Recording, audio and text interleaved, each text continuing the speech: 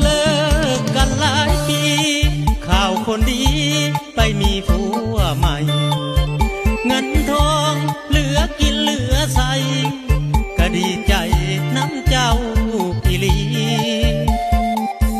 พ้นจากนาโลกหลังจากตกอาเวจี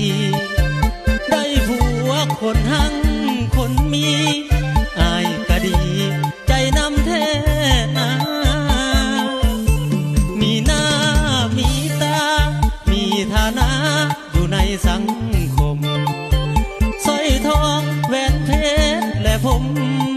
จังแม่นสมกับเขาคือว่ามีรถเบนซ์ขี่ก็ยังดีน้ำนองละนามีคนนับหน้าถือ